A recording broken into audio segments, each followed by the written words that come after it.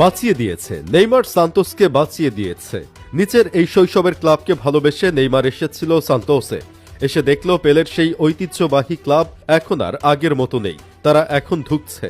অথচ এই সান্তোস কিন্তু ব্রাজিলের লিগের ইতিহাসের অন্যতম সেরা দল।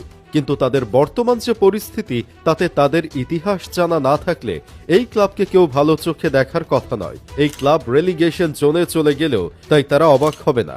কিন্তু সান্তোস কি, সেটা বুঝতে হলে আপনাকে আমি এই প্রজন্মের একটা উদাহরণ দিতে চাই। মনে করেন রিয়াল মাদ্রিদ কিংবা বার্সেলোনা, লা লিগায় তারা টপ করে, ইউরোপেরও অন্যতম সেরা এই দুই ক্লাব।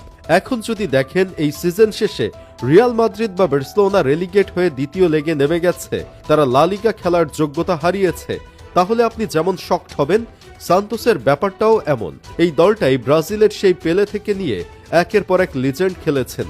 বিশ্বমঞ্চে এই ক্লাব